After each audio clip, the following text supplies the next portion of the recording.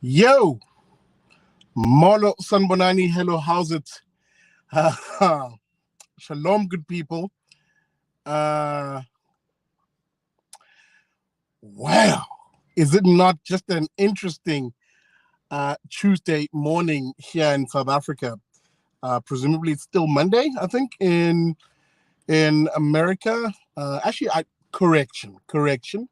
At the time of doing this, it's Tuesday afternoon. It's 1 p.m. Welcome to it. We're having that lunchtime chat as we follow, effectively what is still effectively breaking news, and that is Twitter. That's right, that social media app, part of the big tech cartel with the blue bird, is now officially a major step, effectively a deal struck, and in the ownership of Elon Musk. That's right, Elon Musk. Shout out to Elon Musk, man. Shout out to Elon Musk. Has he not just made those woke, lefty, trendy lefty know-it-alls? Has he not just triggered the hell out of those guys at the moment? They are in full meltdown at the moment, and it is hilarious to watch. Absolutely hilarious to watch. Let me just quickly sort out this so I can have a look at the comments. There they are. Man, oh man, oh man. From the corporate media, about CNN, MSNBC, even local media talking heads in the country, talking the likes of Abo Eusebius Makeza, that douchebag, and other corporate media hacks are absolutely freaking out. They are trying their level best to malign this corporate buyout as being evil, and this is what happens when you allow billionaires to control the media, blah blah blah blah blah. Which is funny to me because they say nothing when the billionaires who they like, the billionaires who support their woke leftist toxic narratives, they'll say nothing when those billionaires buy up newspapers or buy up media houses. I'm talking about the likes of Jeff Bezos, who owns a newspaper. I think it's the Washington Post. I can't for the life of me think of that New York billionaire who owns the news channel. They'll say nothing when those individuals buy up media houses. Why? Because those guys kowtow to their nonsense. Those billionaires sprout and support and even fund the leftist dog shit that is often force-fed down us.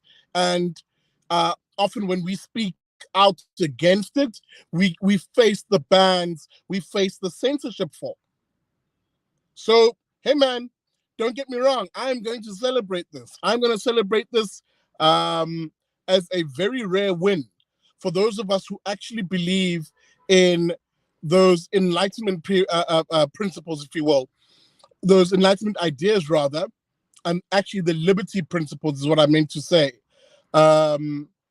which have been the very things that have ushered in the world that we live in today, one which is primarily being categorized by freedom, prosperity, freedom markets, and effectively the sort of property rights that has seen the rise, the prosperity that has seen the security, if you will, of the modern world. Bar many places, of course. Bar many places. And it's a rare win. It is a rare win for those of us. Now, granted, in the short vlog, I'm going to unpack 2 or 3 things because not everybody is happy that Elon Musk has bought Twitter. And of those people who are unhappy, not all of them are on the toxic left.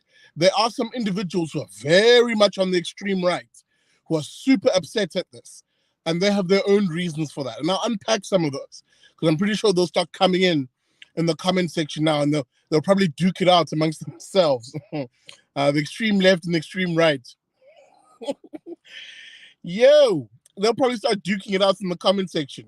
I couldn't give a flying fudge about that. I want to discuss three distinct things though about this move, and some of it will come from a place of skepticism, just a healthy dose of skepticism, and that is let's begin at the top.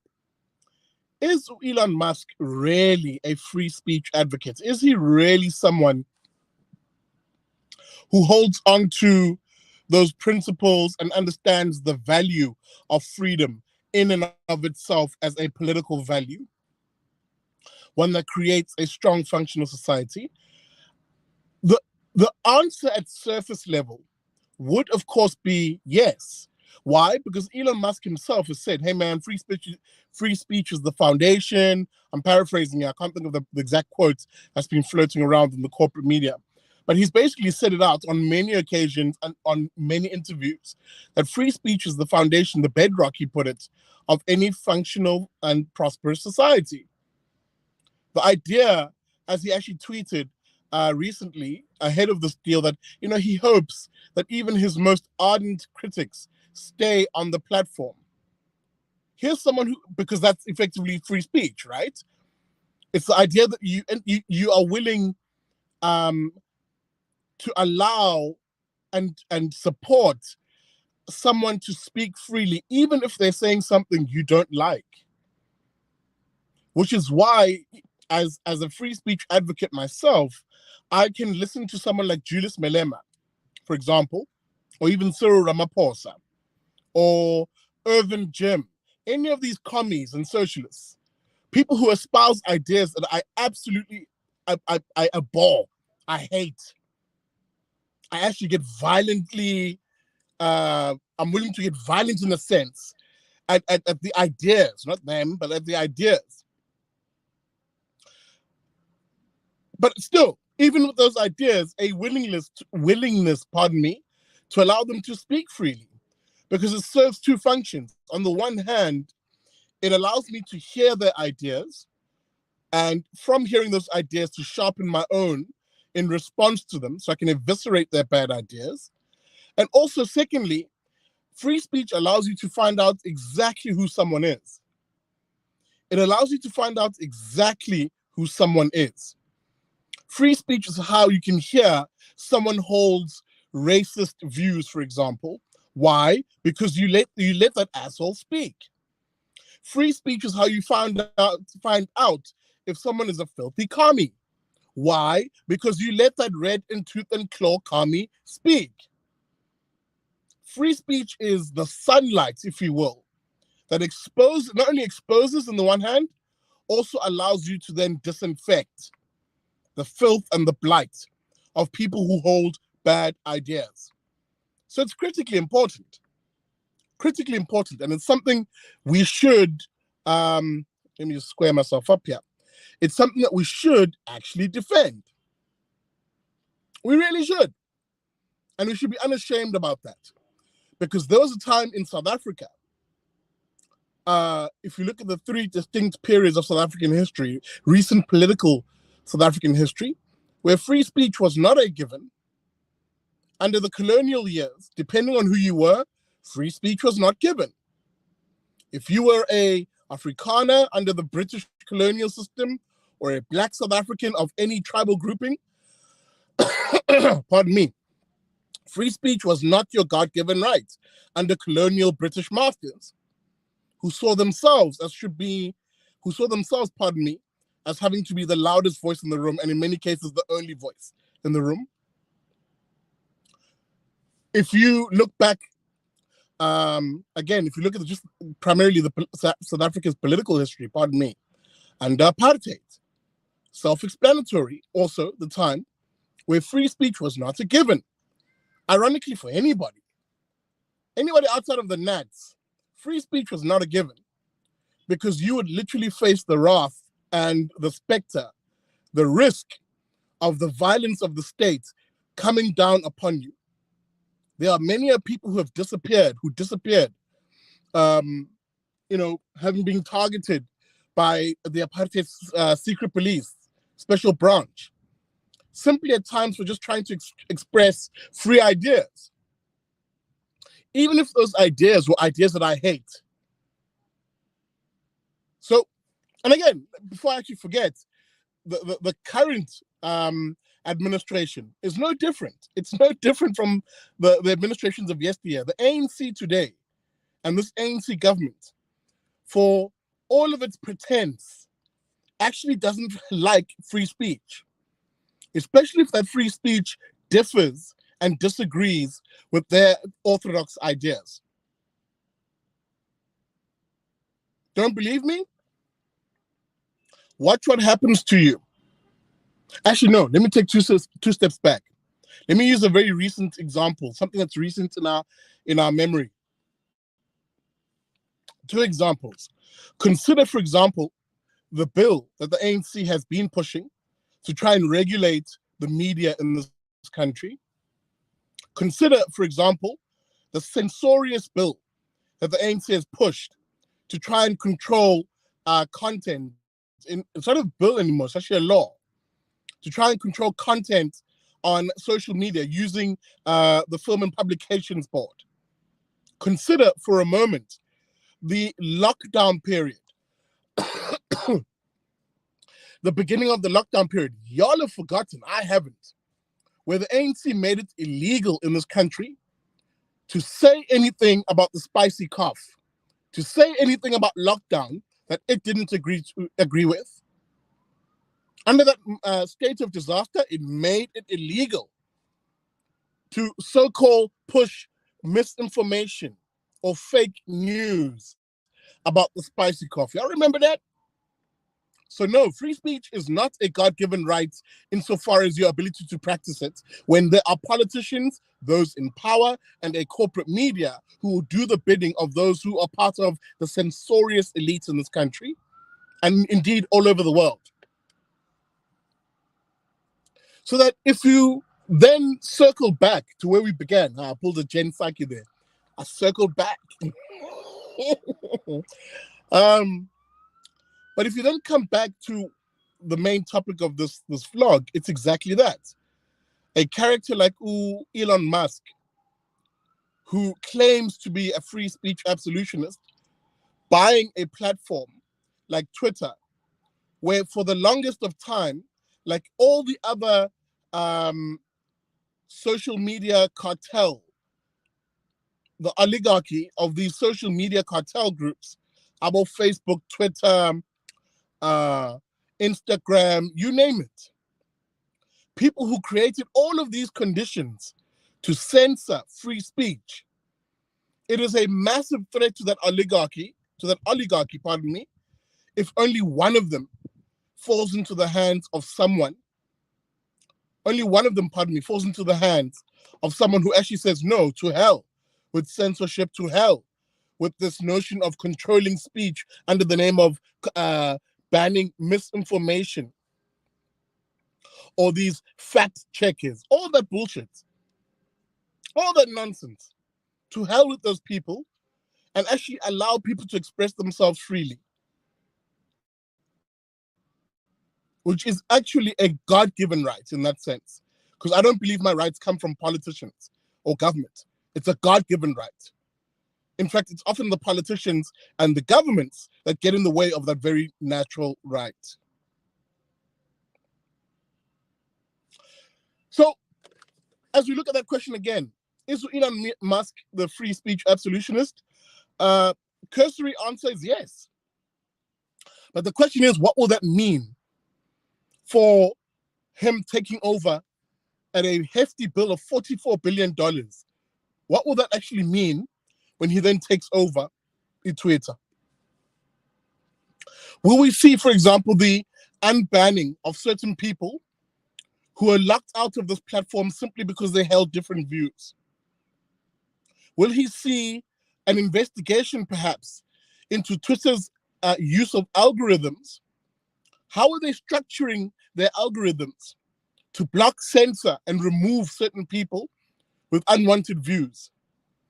Can people start saying things which Twitter has deemed controversial, but to the rest of us are simply God's truth? For example, that there is a man and a woman. For example, that you can, there are, and I'm being careful here because I'm remembering there are other platforms that this broadcasts to that still aren't free. But the point is, there are things that you have not been able to say on social media because a certain elite, a certain digital elite, who are hand in hand with the political elite, hand in hand with the media, they've decided, no, these things should not be said. We're blocking them. They should never be heard in public.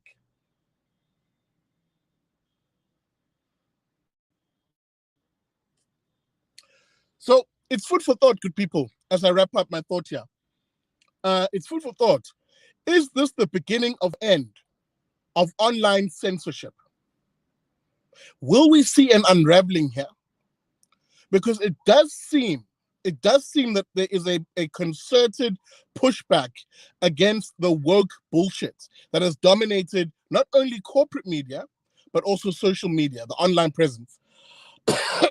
When you look at the likes of Abo, CNN Plus, would shut them doors after 3 weeks, man. Maybe they realized, oh hell, they looked at all them projections and all of them were just red, lost. Because there might very well be a pushback. Netflix taking a pummeling, a beating in their stock price. Primarily because people are looking at Netflix and saying, hey man, this is junk. This is junk content. And I can go down the line. There are many other examples of people who are beginning to push back against the agenda of these organizations, the agenda of these people who are a fringe of society, but who hold so much power over us. And they push their leftist agendas, whether it's gender theory and all that nonsense around that, whether it is racial theories, and the racist reemergence, or rather, let me take 2 steps back. I'm trapped by my own sentence construction. Let me rephrase. Or the resurgence of racism under the hat, the guise, the mask of quote-unquote anti-racism, an insidious term in and of itself, cynical in its nature. All of these individuals who are pushing these toxic ideas onto us, and I must quickly say this because they got very upset with me on social media, that they are targeting your kids. Don't fool yourself. They are targeting your kids primarily also. Are we seeing perhaps a pushback, finally, where people say, to hell with this nonsense, we want the very things that previous generations fought hard for us to enjoy, namely freedom, market economies, property rights. Food for thought, people. Let me know what you think. As I leave you, I must say that there is an air of lightness on Twitter. There is an air of lightness on Twitter today. It's lovely. It's absolutely lovely. And we'll have to wait and see how this develops. And that question being, is this the beginning of something greater? Let me know what you think, people. As always, vlogs are very short. Just a quick 1-2-1-2. It's been a while, guys, since I've produced content. And thank God that we're actually back as a township. Let me just step out very quickly. This broadcast is happening, of course, in my home township of Mlazi. There she is behind me right there. Very nice. Yeah, but yes. And let me do that because the sun is in my way. Let me know what you think. I will super appreciate your views, your comments underneath here. And yeah, I'll see you on Sunday for another episode. Pardon me, I'll see you on Wednesday for the Big Daddy Liberty Show. I'm not sure what I'll be chatting about yet, but I'll see you on Wednesday at 7:30 p.m. for the Big Daddy Liberty Show. And of course, again, on Sunday at 8 p.m. for Liberty and Friends. But yeah, man, good news for now. Elon Musk is now the owner of Twitter.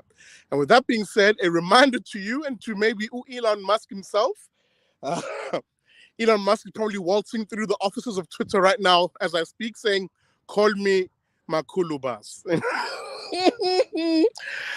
As them lefties shriek in but I'm sorry. Let me end it. Thank you very much for watching, and remember, as I always say, never trust a commie.